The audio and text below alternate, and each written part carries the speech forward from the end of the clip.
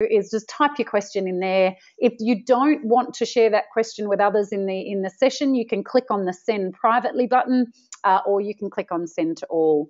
I am recording the session today, so for any of you that have any colleagues that you think might enjoy watching the session, or for those that weren't able to make it today, we'll be sending out a link to the recording so you'll be able to watch it. And I'm not going to turn on the video today, not because I'm doing the newsreader thing, but because that actually slows down our internet connection a little bit. So I just have to keep you really interested in listening to my voice for the next hour. I'm sure that won't be a problem because there's lots of great things we're talking through. So for those of you who haven't attended a webinar with us before, let me just give you a little bit of background on Alexa Consulting. We actually have quite a few people who actually joined the webinar today from seeing us in our in the IFA magazine. So everybody is very welcome. But those who don't know too much about us, if you're not part of our network, we are a business coaching and consulting firm. We specialise in working with financial advisors and accountants, mostly in Australia. And we do that because we know that there are some really interesting nuances that happen in advice firms that don't happen in other types of businesses. So we've got a couple of different arms to what we do. That's certainly the main focus is what you see on the left of the screen there, the business coaching and consulting.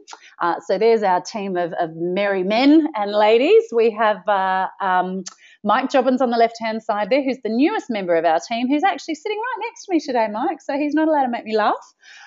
Mike's based in Perth and he looks after clients in Perth and Adelaide. We have the lovely Lana, who's based in Brisbane, and she's looking after Brisbane and Sydney. We have the excellent Jeff Pritchard and Glenn Bergsma, who are both based in Perth. A little bit heavy on the West Coast at the moment, and we're very soon to announce we have a new consultant joining us in Sydney, and we'll be having someone in Melbourne within the next few months. But certainly even with our current contingent, we look after businesses all around Australia in every state, although we don't have anyone in Tassie or the NT at the moment on an ongoing basis. But what that means is that we work very intimately with advice businesses, and essentially we help them look at what they're trying to achieve in their business and help them make some decisions about how to get there and stay alongside of them as they go on that journey, if you like. Oh, gosh, I said to myself I wouldn't use the word journey. But what that means is that we are privy to some really great advice businesses. I also speak at a lot of conferences, PD days and training workshops around the country. In fact, I may have met you at one of those. So we are constantly talking to businesses in the country. We know what's affecting advice businesses at the moment. We know what's worrying them. And particularly, we're in a really privileged position where we get to see fantastic things that are happening. So not only am I bringing you knowledge today from my own experience with the conversations that I'm having, but as a team, we get together quite frequently and we share ideas and we share knowledge about what else we're seeing in the marketplace. So that's quite an interesting position to be in. We're not aligned to any licensee or product manufacturer. We do work for them, we do consulting for them, but we're not owned by any of them. So I think that gives us a really nice independent viewpoint, and it makes us privy to some information that perhaps others wouldn't necessarily get. Obviously, I'm not going to share any trade secrets with you or anything that's protected by the confidentiality agreements that we have with our clients. But when I looked at the trends that are happening in advice today, I was actually asked to speak at a conference a couple of weeks ago down in Hobart for a licensee that just brought together their top 15 businesses. And these are very significant size businesses. And they asked me to talk about the trends that we're seeing in great businesses that these guys might not necessarily be aware of because they often just sort of spend time with each other within their own network. And gosh, wasn't that a nerve-wracking experience, thinking, well, I don't really know these businesses. I'm not sure if I'm going to be telling them how to suck eggs here. I want to make sure that the ideas that we're sharing are things that they don't go, oh, yes, Sue, that was 5 years ago. What are we doing now? But the session went really, really well. And what really struck me was that we talked about some of the challenges that they were experiencing, and they actually weren't that different to the businesses that don't feature in the top 15 of a network. Some of the challenges that people are seeing are quite consistent around the country. And what I'm going to do in a minute, just to make you nervous that you're going to have to find a keyboard, is I'm going to ask you to give me a bit of an insight into the challenges you're facing. Because the next issue I had was, gosh, in all the great things and great ideas that we're seeing happening, how do I pick out 4 or 5, so that I'm not standing there talking to for 3 or 4 hours, because I don't think anybody stays that interested in my voice for that period of time. So I've selected 5 things that I'm going to talk to you about today, and give you a bit of insight. Just before I do that, though, I'll just touch on the other things that we do. So you may have seen some of the articles that we've written, or you may have read my book about pricing advice. We realised very early, so Elixir's been going for 8 years, and I realised right back when I started the business that pricing was a real issue for most advice businesses. And that was at a time even before the FPA was saying we should get rid of commissions on investment advice. And the reason I knew that is because I was coming into a lot of businesses and helping them work through whatever challenges they had. And a very high percentage of the time, a lot of their challenges were based on the fact that they weren't priced appropriately. And so it's a challenge for any type of business. Financial advisors are not on their own in this regard. But again, lots of different nuances when you're trying to price financial advice, something that's intangible. So we've put a big focus on this over the years. We put out our pricing research. We've gone to the market and researched what are people doing, and we do that every couple of years. And some of the things I'm going to talk to you about today actually come from our 3rd edition of the research, which has just been put out. But also through that process, those years, I developed a process that has worked incredibly well for lots of different businesses in how to price their advice. So I wrote my book. We've also converted it into a piece of software that actually guides advisors by the hand to create their pricing model, do their calcs on their own P&Ls, and uses all sorts of different templates and online calculators to create a pricing model. And we also roll that out through our consultants. We do workshops, we do one-to-one consulting to be able to help people get their hand around their pricing. And of course, then on the right-hand side of the screen is our latest addition to the family, which is the Juice Console software. And that's our software that we built last year. We've just launched it to market this year, and it's getting rave reviews, thankfully. And that's really our process that we help businesses to create their business plan and implement and track their plan. So I'll tell you a little bit about that later on. But first of all, enough about me. I want to hear just a little bit about you. So I know that we've got a whole range of different people on the line at the moment. So I've just launched a poll. So you'll see on screen, this is where you've got to touch your mouses or your keyboards and select, let me know who you are. So we often have people from a range of different areas, insurance and risk specialists, financial advisors, people with licensees, whether they be PDMs, state managers, senior managers. You're more than welcome to be with us. And fund managers or insurers often get us in to help us with their clients as well. And media, industry media are more than welcome as well. So you don't have to be afraid to say that that's who you are. We're not going to be sharing any secrets that might be used to blast financial advisors. So some of you haven't voted still. We're overwhelmingly financial advisor. If you haven't voted, if you can just tick that box to let me know where you sit. And that just helps me to just frame the conversation to suit the majority of people on the line. Okay, so look, there's still a couple of you haven't voted, but that's okay. I'm going to close that off now. So we're looking at about 87% of you on the line are financial advisors, and 88. So then we're spread evenly through the others. So okay, that's great. That gives me a good idea of who we're talking to. Now, what I want you to do, you thought your work was finished, but no, it's not. I would like you to get your keyboard now, and I would like you to go to the question box, and I would like you to type in for me, what is your biggest challenge at the moment? So what are you experiencing? What's really worrying you in your business? See, this is what happens when you come along to a free webinar. You actually get asked to do some work. Isn't that good? All right. So if you can type in there for me your biggest challenges. It's all right. I'll wait. We've got great answers coming in. That's awesome. So keep typing. Don't just wait for everybody else to give me an answer, please. It's really important to me. So this not only helps me in the things that we're talking about today, but also any other articles or topics that I can bring to you in future. So we have growing sales, we have time, demonstrating value to new clients, generating new prospects, business efficiency, how to price my advice, pricing, selling, dealer group, support team, compliance and paperwork. Keep typing, folks. Add your own challenges to the list. Efficiency, profitability, efficiency, volatile markets, fees for advice, planner productivity, fee disclosure statements. Oh, isn't that a beauty? Risk advice, pricing, consumer expectations, robo advice, ensuring consistent implementation, leads, pricing.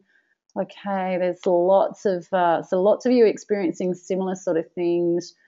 I would probably summarize all of this to say we have pricing is a big issue, implementation of advice and administration, and I think probably that whole procedural giving consistent experience to clients is a recurring theme here. Winning new clients, generating new business, and growing is certainly a big one. Profit margins and squeeze, yes. So the cost of doing business, isn't that just hurting us at the moment? Retaining clients, keeping clients, and that whole seeing value in the long term. Okay, that's great. Look, thanks so much for doing that, folks. I know it's not very easy in business at the moment, and I know we might have more answers if I said what was not challenging you. What are you loving about your business at the moment? But that's okay. That gives me a great idea to help work with you. Now, one of the things I didn't actually put in the slides, but I want to make notice now, there's quite a few of you have mentioned things like negative media and educating clients about what we do. If you haven't already heard of it, there is a group out of, Melinda Horton came up with this out of Melbourne, but there's actually a committee of advisors around the country who have a thing called Positivity for Planners. And it is a fantastic initiative. See, the challenge that we've seen with product providers and with the associations is that everybody keeps saying, how come we kept getting beaten up in the media by every man and their dog, particularly industry funds? How come we're not getting somebody fighting for us? How come we're not getting the stories out there? Well, there are a bunch of advisors that decided we shouldn't be leaving it up to somebody else, and perhaps we could all band together and start spreading the good word about what you do. And so they've put together something through crowdfunding. So those of you who are not familiar with crowdfunding, there is a site, and what they're trying to do is raise at least $100,000 to launch a campaign that has animated videos, it's sharing client stories, it's providing a whole bunch of content that can be printed, that can be hosted online, that you can link to from your websites, and that will also get mainstream media attention to be able to start re-educating people about the positive stories of what you do every day. Now, the challenge with this is that advertising and promotion costs money, and it's nobody else's responsibility. Fund managers aren't kicking the can. Associations are doing as much as they can with the resources they can.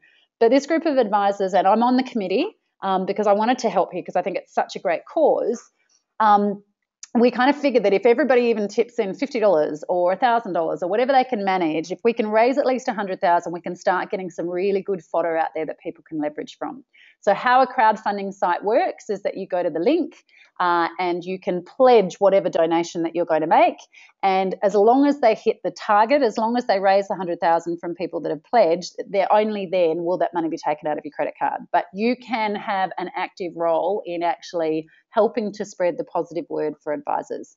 So how do you find out about this? Well, if you Google Positivity for Planners, and if you have a look at my LinkedIn update, I've been putting quite a bit up there, but I'll put another one on there after we get off the webinar.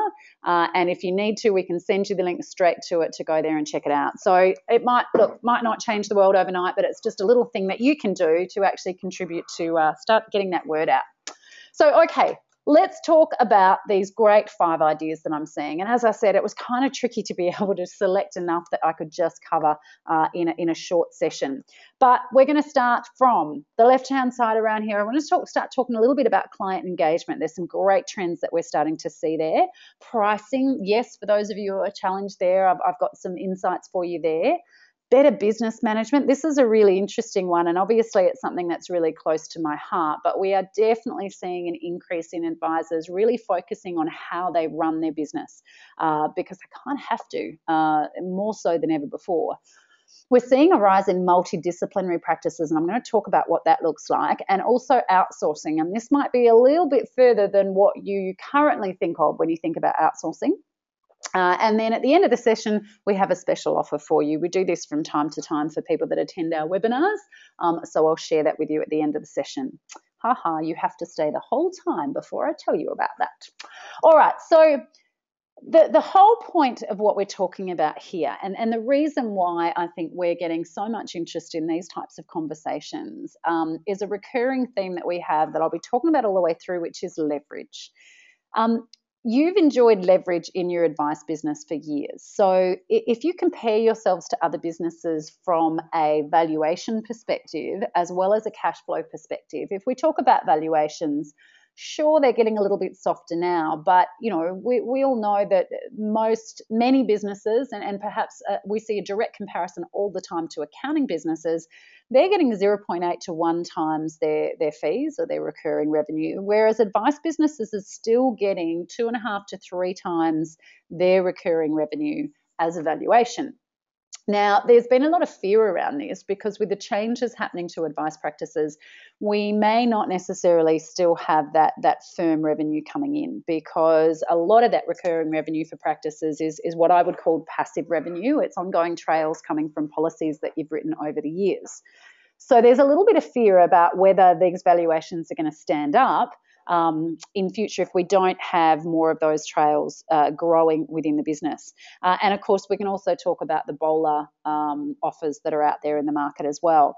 But I think it also comes down to the actual service that you provide for clients. It's not, well, depending on how you structure your business, and I will talk about that shortly, but it's not just about a transactional relationship with a client. You're really talking about people's long-term goals and staying in their corner over the long term to help them achieve those. So you do have recurring relationships, and you can put clients onto recurring payment plans where they will continue to pay you over time.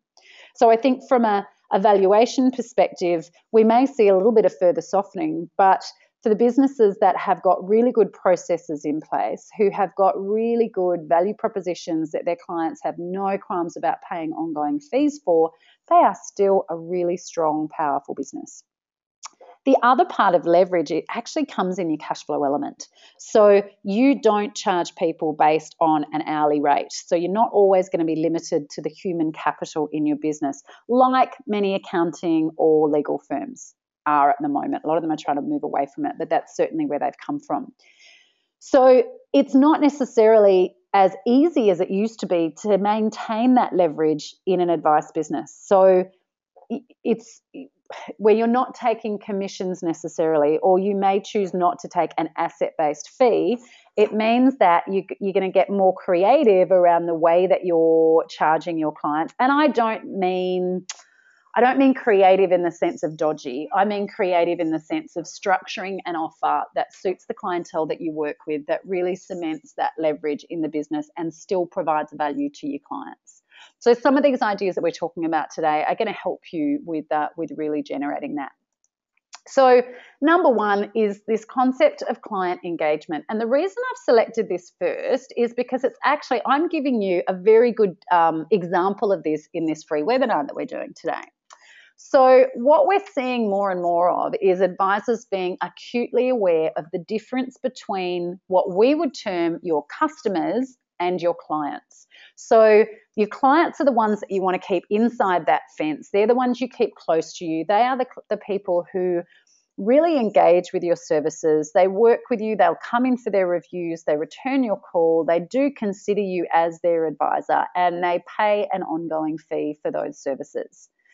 These people are very different to the people that sit outside the fence, particularly for most businesses who have, I guess you could call it a legacy book of ongoing trail income coming from customers who purchased something from you years ago. It may have been an insurance policy, it may have been a super fund, but they haven't necessarily engaged with you for the longer term. And look, maybe you use different processes and different conversations 10 years ago to what you do now. I'm sure you did. Maybe the proposition back then was very different, but the bottom line is that there's a whole bunch of people sitting in this this overgrown field that you can't necessarily get clarity on. You can't look after them really closely. You may not even know too much about them, but you're generating some sort of recurring revenue from them.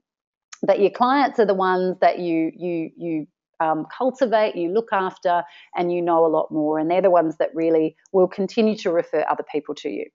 So the first point I want to make about client engagement is knowing the difference between those two groups of people. And engaging them in a different way, both in terms of the initial engagement. So for a lot of businesses now, they're making a conscious decision between every new client that they bring on. Are they going to continue to bring on people who might sit on either side of this fence, which is what they may have done in the past? Or are they only going to bring on people who will be a true client and engage in their service offer in future? Or are they going to intentionally bring on customers for whom they're going to provide a transactional service? So they will just meet with them, do their insurance when they need, and then perhaps they'll come back a couple of years later and set up their super fund or the other way around. Whatever it is, they're more of a transactional relationship. But the way that they treat them from an initial and an ongoing perspective are quite different. And great firms know what they are and what they are not. If they are going to deal in that transactional advice space, they do it profitably, which means that it's a totally different level of service and way of engaging. They can't necessarily spend the human hours that they would when they're bringing on a full client that they're going to change their life, if you like to look at it that way. So I said I was going to talk about this exact example that I'm doing right now. Some of you may have heard of the term content marketing. So the concept of content marketing or helpful marketing, if you like Timbo Reid, has a great podcast called Small Business, Big Marketing.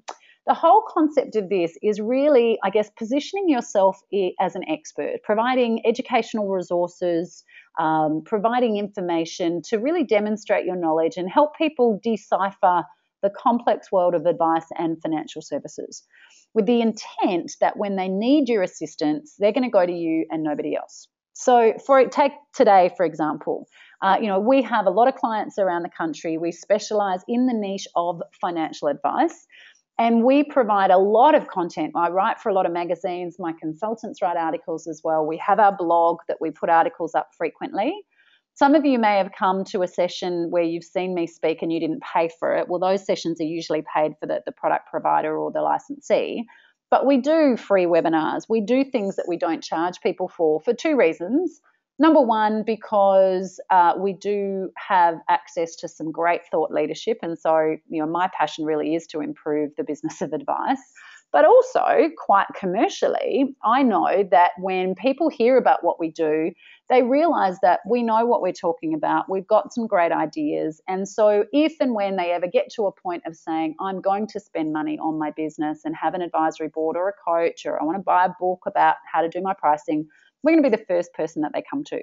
So if I relate that back to this customers and clients within an advice firm, there are experts that spend every waking minute coming up with their, they call them a lead magnet. So write a white paper or provide a budgeting template or do a checklist and put it on your website, and you will give it to people for free in exchange for their email address. And then you market to that email address. So, the very, very clever ones, and I'll be the first to say that's not me, but they get very technical on, well, you liked this piece of content and you downloaded that, so you might be also interested in this piece over here. So in the advice framework, it could be around people starting to Google, how do I get in control of my spending, or, how do I protect my family if something were to happen to me? And you're providing informative information for them to not give personal advice, but educate them around what they're looking for. So a great example is, what are you covered for and what are you not in your default insurances in your super fund? There's a lot of people that think that they're covered, but there's lots of traps in there that they need to be aware of. So you might write an article about that. But the idea is that there's these little breadcrumbs along the way, and they get closer and closer to you. You never meet them. It's a leveraged way to get your name out and get your brand out there. But they then at some point will contact you hopefully when they're ready to take advice. Now, most advice firms have got this database already. It's these guys.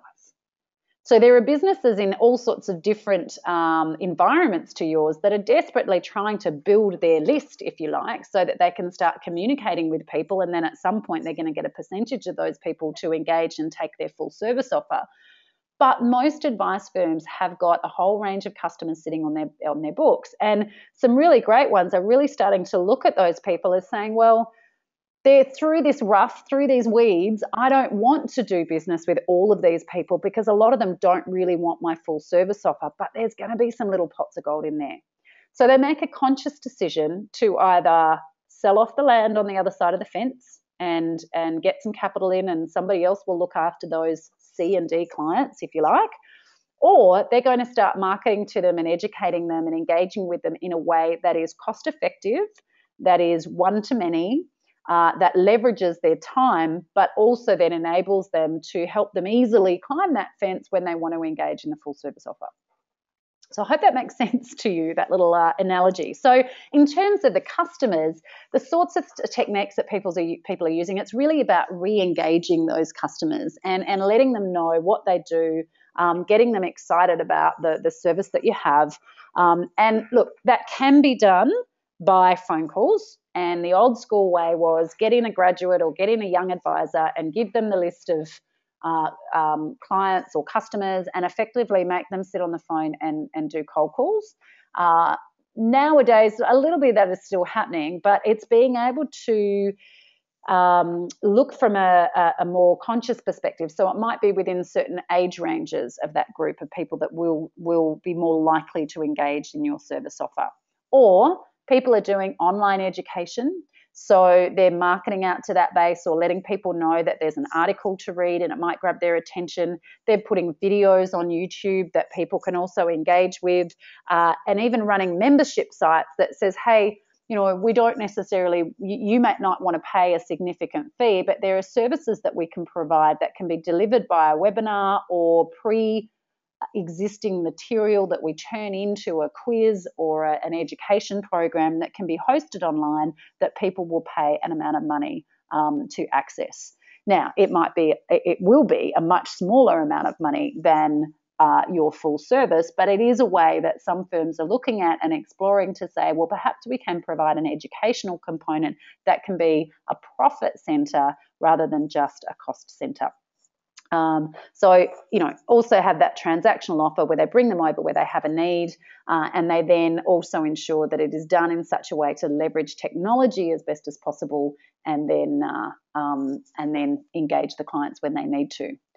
On the other hand, the way that they engage their clients is also changing. So where they have a great opportunity to win a long-term client, firms are thinking a lot deeper now about their onboarding process. So their conversations are not just around filling in a fact find and getting their data. They're really having a much deeper get to know you conversation. So some of the things, we're seeing family trees in every conversation with a client. So let's have a look at the husband and wife, and let's go one level up and one level down and one level across. Why do we do this? The old school salesperson says, well, because I want to get their sister and get a referral. Yes, that happens. It also means that the more you know about their family, the more you can raise some red flags, and it brings up better planning opportunities when you're helping them to get their affairs in order. We're also seeing things like mind maps. So being able to capture a person's life on a mind map, not just how much have you got in super, how much are you earning, but the other things that are really important in their life. So, there's something that some of our clients have been using that says, okay, well, let's really look at half a dozen areas of your life. We want to know about your career. We want to know about your lifestyle and your timetable. What's life look like? And the conversation goes, help me understand what life looks like in this area now. And what do you want that to look like in the next 3 to 5 years? And then longer term, heading towards retirement, depending on the age of the client, or, as you get a lot older and perhaps need to go into care, what does that look like then? And having those conversations, and in a lot of cases, this is putting people in opening conversations that they've never had together. So they're exploring new ground, and the fact that the advisor's sitting there with them as they go through this process not only helps you absolutely know your client, but certainly opens up great areas for advice and opportunities to add value to those clients and really help them. Okay, so the other thing is that ongoing service when it comes to those full clients. And I love this image when I talk about client reviews. A picture tells 1,000 words, doesn't it? If you have a look at this image, this guy's driving a car. If you think about this in terms of you driving the review, look at how much real estate in this picture is taken up from the front windscreen looking forwards. And then look at the comparison about how much real estate is in the rearview mirror. If you can remember that when you do your reviews, you're on a winner, because clients will continue to engage with you if you keep talking about where are we up to in terms of the goals and objectives and the life we're moving towards. We want to talk a little bit perhaps about what's happened and what happened with their spending and their results of their portfolios and what the markets have been doing to get us to where we are now. But ultimately what people really care about is, are they still going to achieve the destination that they want to? And what sort of roadblocks are looking up ahead that you can really help them navigate around? So, okay, goodness me, time flies when you're having fun. The second idea that I wanted to talk to you around was pricing. So what I've done here is I've grabbed a little bit of information out of our advisor pricing models research.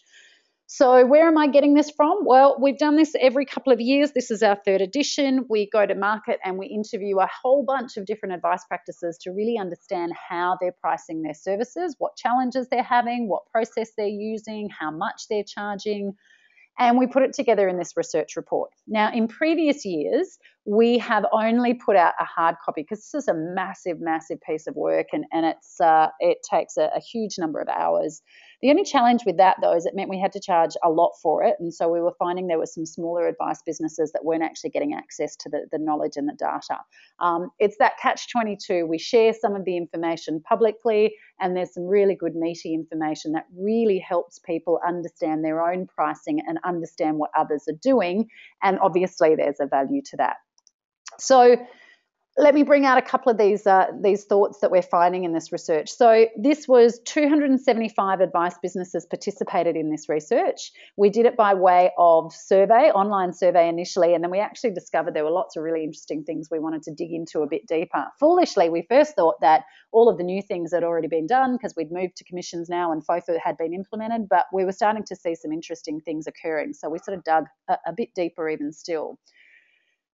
Important to note that there were less than 10% of the participants that had read my book or had used any of the Elixir services. So this really is research about what's happening in the market. Now, 275 businesses compared to, I still think no one can give me an actual answer, but maybe 8,000 in the marketplace, sure, is not a hugely significant data set. But what it is it's attracted people who have moved to fees and have gone a fair way down that process. And what we wanted to do was see what was happening in the market that wasn't necessarily influenced by our advice or our knowledge. And so that was the information that's shared here. And that's an important distinction, which you're going to understand why in a minute. So when we looked at the engagement process or the initial fees, we found that it was fairly split. We found just over 55% were charging their clients one fee that encompassed the whole engagement process. So typically people will often charge a plan and then an implementation fee. And we're seeing a bigger swing towards more people bundling that into one engagement fee. They might split it in terms of the cash flow, so they might actually only take a deposit from clients and take the balance after implementation, or still a lot of them are just taking the balance out, the full amount after implementation.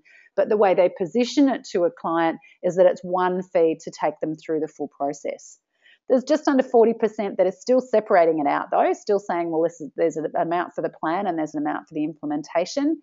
And there's 4.5% that were other. And one of the interesting ones in that other category was people determining the first year's fee and putting people on retainer from the first month. So rather than saying there's a big spike at the beginning while we get everything set up, and you and I both know that's arguably at a time when then you're doing a significant amount of work. So rather than going, there's a spike at the beginning and then we put you onto a lower retainer, they worked out what it would cost for the first year. And because they know that for particularly complex people, it's going to take a couple of months to get everything established. And they just started them on retainer from the outset with the intent that the second year's fees were probably going to drop if they were more on a maintenance plan and didn't have significant items to work on. So what are the models that we're seeing? Well, for engagement fees, there's a high percentage using a flat fee model, and that's quite consistent across those that charge an all-inclusive engagement fees, those that charge a separate advice fee, and those that charge a separate implementation fee. But you can see here that there is a bit of spike in the asset-based fee. So this is where people are saying, well, the plan fee might be X as a dollar amount, and then we'll charge X percent of your assets when we implement your advice. Time-based fee there about 9 to 10%. And other was 8%. And that's where we were seeing a little bit of a combination of the two. Some people were saying, well, we base this on the client, depending who's sitting in front of us. But certainly there's a bigger swing towards a flat fee used for engagement fees. And let's have a look at some numbers. I've used this particular example here because it's really interesting to see. One of the questions that we asked everybody who participated was, how did they actually create their pricing model? And one of the options were, we used a robust process where, I'm just flicking to the page to get the exact wordings, but we used a robust process where we understood, I'll start again. Yes, we have completed a thorough analysis of the cost to deliver our services, and we've been through a robust process to create our pricing model. So the other answers were, not really, we've come up with our pricing based on instinct more than a structured science, or other, and then people elaborated on what other. But when we compared the answers between these two, it was really interesting. So from an engagement fee for comprehensive advice, the average for those that took a robust process was $3,857, and it was about $800 less than that if they hadn't taken a robust process. And that was quite consistent. $1,600 for a limited scope, $1,200 if they hadn't taken a robust process, and for insurance-only advice, $1,600 if they'd taken a robust process, and $1,100 if they hadn't. Now, what this tells me is exactly what I see when we're helping advisors in person to create their pricing model. If you take a stab in the dark, odds are you are going to underquote for your services because you don't really get a good handle on exactly what it costs you to deliver that advice. So, it actually sits in two camps here. Number one is just understanding what it costs to deliver your services, but also then the fact of actually going through that process means advisors get a lot more confident and a lot more committed to the fact that they really do need to charge higher numbers. And the flow-on effect that we see to that is that they then need to work out, well, if I need to charge more for what I'm doing, I'm going to really look at how I deliver my services. So can I lower my costs? Can I get smarter and use technology in different ways? Or what's the value in what I'm delivering to my clients? And can I offer them a slightly different service level or way of engaging so that they can really buy into that process? And I'm absolutely adding value to them if I'm charging more. Now, here's what's really interesting. I looked at this from the research, and just off the top of our heads, Lana and I put this research together, and then when we looked back and compared it to some of the people we had worked with, we were really thinking that these numbers were still relatively low in the scheme of things. So we actually then went into the data that we get in our pricing advice program. So I said to you earlier, we have this piece of software that we use when we're coaching people, and people can actually use this themselves to create their pricing model. And it actually gets people to select numbers from their profit and loss statement, put in their actual costs of doing business and the actual time that they have in the business and the process that they take clients through to come up with their pricing. So let me show you how to read these sort of charts here. So the green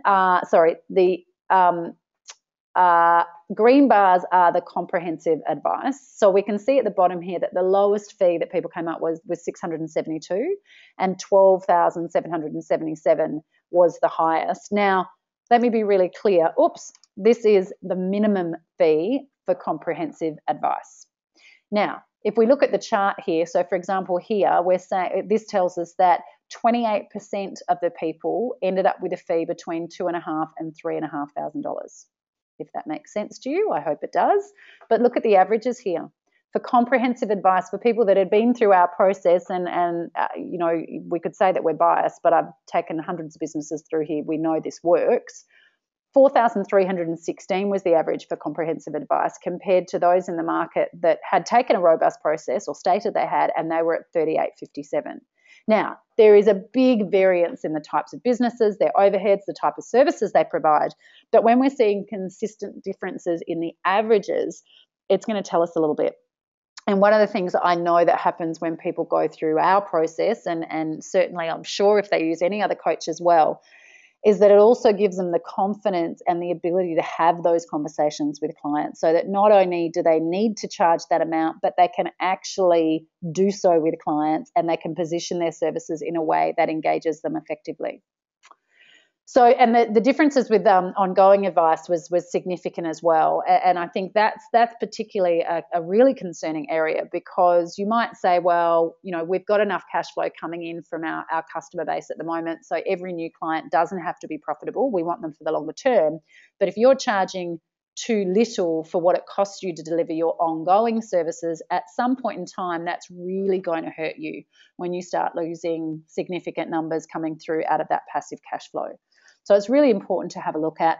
Models for ongoing fees, we found flat retainer had a significant spike. So 44% of advisors were using a flat retainer as an ongoing fee, as opposed to 34% using an asset-based fee. And we're starting to see this new model a little bit more, which is a hybrid. So that's where people are saying there is a flat fee for tickets to the game, if you like. There are services. And if we manage your assets directly, we will also apply a percentage, which then captures the risk and the additional work involved. But it's not the typical 1%. It's more like a 0.2 to 0.3 that's added to the retainer. And there's a couple of different models that we're seeing there too. But certainly it's interesting to see that we're seeing a bigger swing towards a flat fee model. I wanted to quickly touch on pricing insurance advice. Now, this is a particularly interesting one, obviously, with all of the changes that we're seeing happening with insurances and commissions coming along the way. One thing that we hear a lot, whether it be online or in workshops that we're doing, is risk-only advisors say people won't pay for insurance advice. We will go out of business, our underinsurance problem will be exacerbated, and so forth. Now, we only had a very small number of insurance-only advisors do this research, mainly because we were asking for people to share their fees, and so not a lot of them have done that. But we were very specific in the way we asked the questions, and we did ask, how do you charge when you're pricing insurance-only advice? So yes, this was the largest percentage was advice firms, so they were financial advice and risk advice.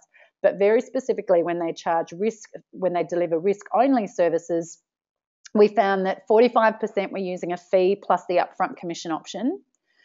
4% were fee plus level, 4% were no fee but upfront only. 7% were no fee hybrid only, and 2% no fee level only. Obviously, it's a really low percentage. 28% were charging a fee and taking the hybrid commission option. But we found 10% charged a fee only, and they either refunded or they wrote policies with nil commission. So it is doable. It's certainly a lot more difficult. You have to really think about a whole bunch of things that you're doing in the business and how you engage your clients. But there are businesses out there that are charging fee only. Now, I'm not going to say to you that that's the way that I think you need to go, but certainly we're seeing changes happening with commissions, and whether it's going to be a level or a hybrid model, we know that the upfront's going to go. So it does mean that in this really important area of advice, in giving risk and insurance advice, people will pay a fee for it, and you need to work that out. Excuse me 1 second, because I do need to cough and I don't want to do that in your ear. And how am I going to mute myself? 1 moment, please. I'm sorry, my fingers couldn't go so quickly to mute myself. All right, so I have some resources for you. I know that we're really struggling for time today, so I'm just going to touch on some of these things if any of you want some additional assistance from us. So the findings that I've been talking about here have come from our research report. I did say to you that we've split it into different ways so that people can engage in different levels. The full report is available in hard copy only. That is 1,500 plus GST.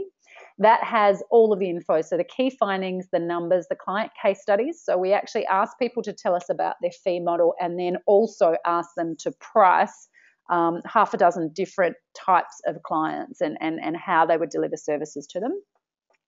We also pulled out the challenges that businesses are having. We've got a chapter in there about pricing insurance advice and what sort of numbers and how people were doing that. There are emerging trends, and there are sample business models where we actually pull out 6 individual businesses that responded to the survey, quite a bit of variance between the businesses, and looked at their whole model in entirety. If you do want access to this, but you don't necessarily want the full lot, or if cost is an issue for you, we do have a soft copy version that is a digital download that has the key findings, it has the numbers, and it has the client case studies, and that's $275.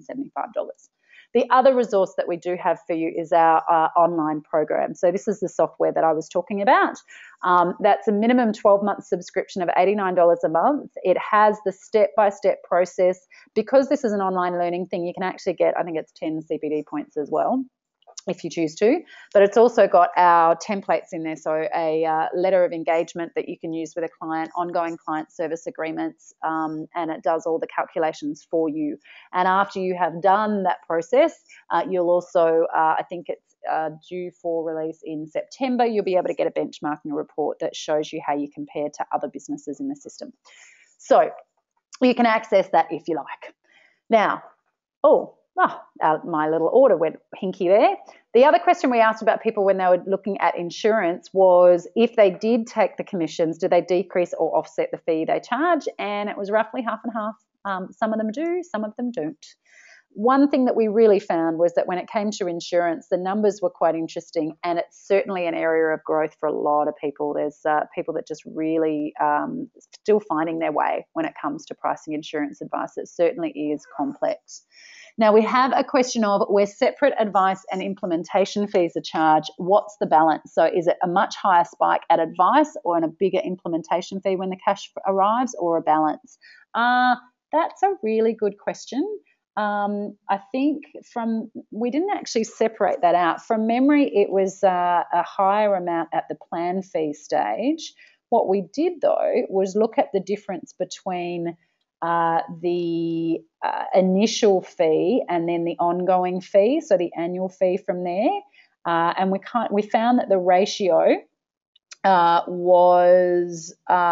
there appears to be some regularity about the ratio initial versus ongoing. For most clients other than higher net worth clients with significant assets, the engagement fees are roughly 20 to 30% higher than the ongoing fees. I hope that that helps you with your question there.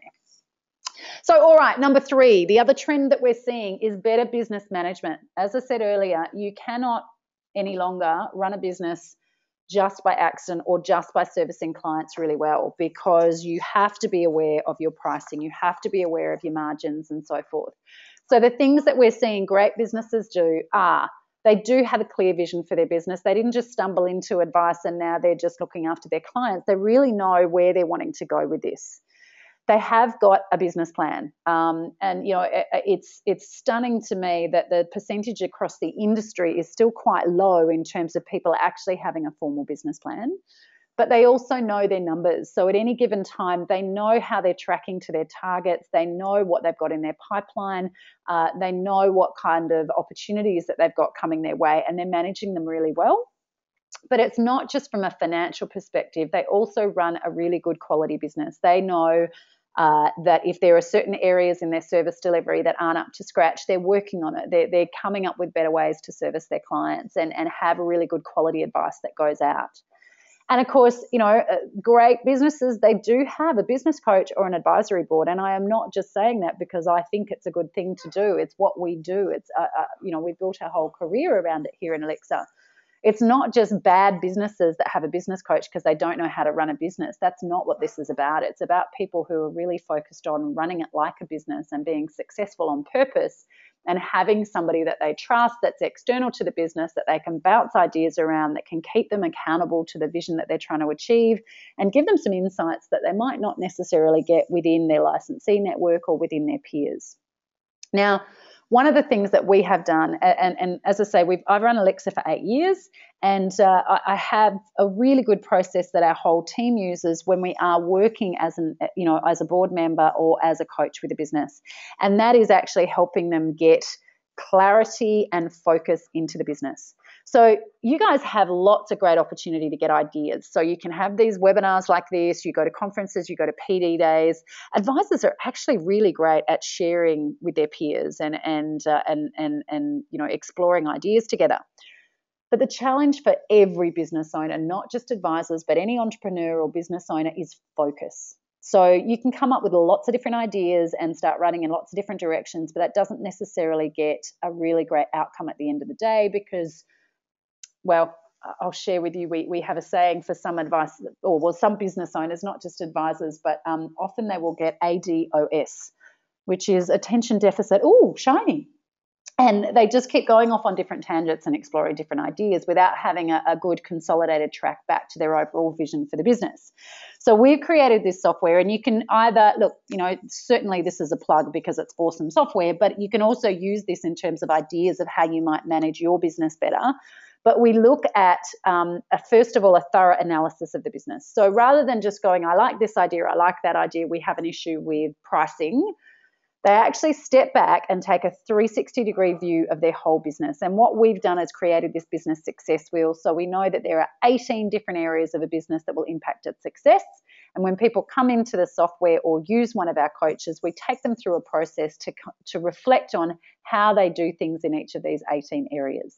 That's not to say there's only one way to do each of these areas in every business. It's absolutely variable depending on the type of business and the owner.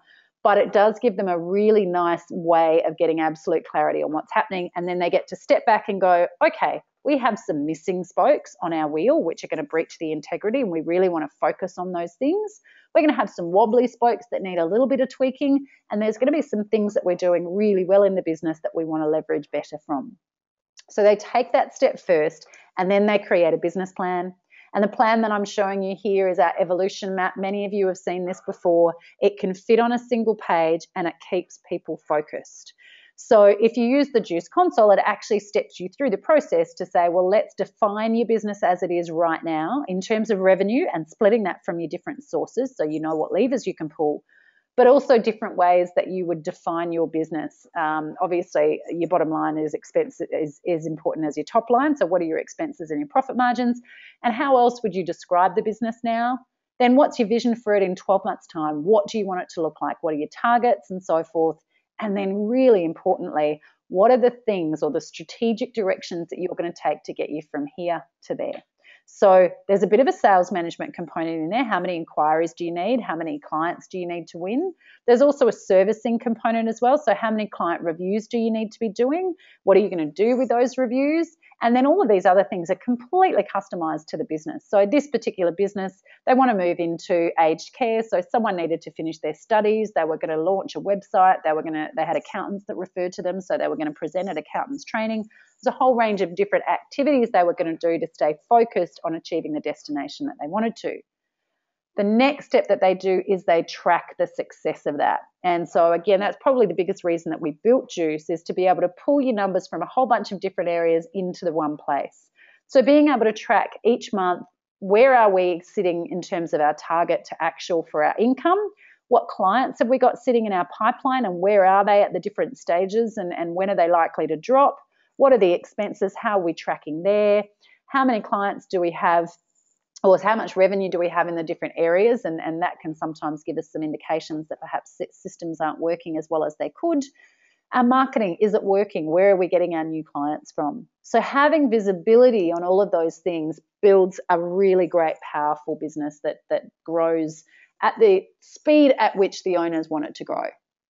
So goodness me, time flies when you're having fun. Number 4, multidisciplinary practice. I'm going to touch on this really quickly. It used to be that accountants were buying financial advice firms. It's now very much the other way around. We're seeing a lot of advisors realizing that they could spend 2 to 3 times to get a book of advice clients, or they can spend 0.8 to 1 times, set up an accounting firm within their own business, offer it in-house, and have access to a significant size number of clients that could do business with them.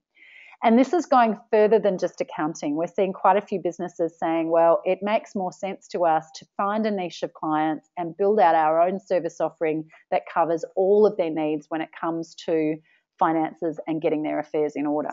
So financial advice might be the headline, but they're also accessing tax and accounting, mortgage broking, legal services for their insurance, for their wills and estate planning, and also the area of general insurance as well. You know, if you're working with small business clients, then they have a significant need for getting their insurances underway and helping them to drive that area of getting their affairs in order. So we're seeing that happening more and more, whether it be advisors buying other businesses or going into partnership with other groups.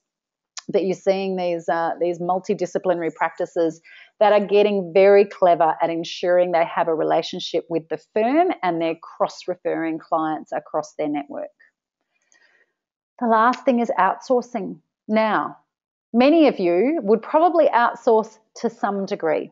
So there are areas that we're quite familiar with in advice firms. So paraplanning tends to be a big one, and advisors either using external paraplanning for all of their plans or having people on standby that they can use for overflow if their internal resources are at capacity.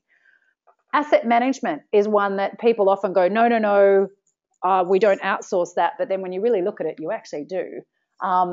Advisors are really getting the understanding, and I think consumers are getting better educated too about what it is that an advisor should be basing their value proposition on. And we know over the years that it's not about saying I can get better alpha off your portfolio or we can outperform the market or any of those sorts of things. It's about helping people make the right decisions and manage their behaviours to achieve their life and have their assets managed effectively. So whether it be using a multi-manager portfolio, or whether it be using an index fund, or whether it be using ETFs through an automatically managed portfolio service, advisors are realizing that is a great area that they can outsource to the experts and have a really good story. And they're using providers that are giving them all of the servicing components that helps. So all of the reporting, all of the communication with their clients to really underpin the relationship that they have with them.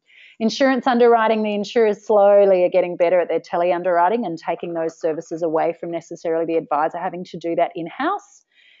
Admin is an interesting area. So people would be familiar with the fact that you can get a virtual assistant now. So somebody that can be based in the Philippines or Vietnam or somewhere else that can be a well-qualified person, a very intelligent person, and there are many that do have good English language skills as well, because I know that's a bit of a fear. But because of the place that they use, the place that they live in, it means that their cost of living is significantly less. So you could get a full-time admin person or an assistant for $25,000 a year.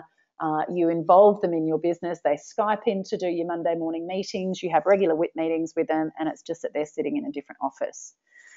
Outsourcing marketing is a big one as well. So obviously we're talking about, some people are looking at things like outsourcing social media strategies. Most advisors wouldn't create their own website. They would get somebody else to do it, managing the ongoing nature of that, but also things like creating videos and developing content that can be uploaded to YouTube. Might be the advisors shooting themselves, if you like, using good video technology, and then getting somebody else to do the editing, uploading, and marketing it out to their clients. One of these is not like the others, and that's the admin area. We are seeing a big peak in being able to outsource more of those standard, everyday, replicable or repeatable tasks that in the past have had to be done in-house by a service person. So data entry, getting the info off the fact find or your family tree into your CRM, researching clients' current holdings, getting onto the insurers and the investment companies, completing the paperwork, pre-populating things for clients to sign, doing the lodgements and the follow-ups. SMSF admin, we're seeing there's some great businesses out there now that provide outsourced administrative services. So the tax and the audit requirements for self-managed super funds, an awful lot cheaper than accounting firms can do them in-house. So we're seeing accounting firms starting to use these services, but also advisors, because they're wanting to maintain their clients inside their fence. And if they're managing their self-managed super funds, they don't necessarily need to have them using an external accountant to be able to do that. This is an area I'm going to call it as a watch this space. This is an area I know of 3 businesses at the moment that are scaling up. They are one's based in India, one's in the Philippines, one's in Vietnam, that are already servicing 1 or 2 businesses, and they're scaling up to be able to bring on more businesses to be able to use their services. This just makes sense. It's a great area to be able to reduce your expenses of the business and maintain the profit in-house. So there's my 5 areas. Goodness me. I hope you're not bored with the sound of my voice. I did promise you a special offer. Now, this is really interesting because we will counsel most of our clients not to discount their services to win clients. What they do is valuable, and clients, as long as clients understand the value of that, you'll have a client for life. So we will never discount our consulting or our coaching services because we know that's a significant investment for businesses that get a compounding return on that because we will help them to grow. But we do have some of these leverageable items that people can purchase and get immediate access to and benefit from. So some of them I've touched on. We've got the research. The full report is $16.50. The Advisor Insights soft copy version is $275. We have my book as well. If you don't have that, that's the How to Create Your Pricing Model. So it's available in paperback or ebook for $50 or $35. And the online software is that $89 for a 12-month subscription. Now, for anybody, we also have the Juice Console, of course. We can't forget that. That's the software to help you drive your own success. We would either use it with you in a coaching capacity, or you can also use it yourself. And that's $220 a month if you've got 1 to 5 staff members, and it goes up if you've got larger numbers of team members using the system. That's a brilliant way to not only create your plan, but keep everybody absolutely focused on implementing that plan. So for everybody that's stuck with it through the webinar today, we're going to give you an offer. So we love the old time stamp, so motivating people to act quickly. If you go to the website, click on the Buy Online button there, you'll then be taken to the shopping cart. You can select what you would like.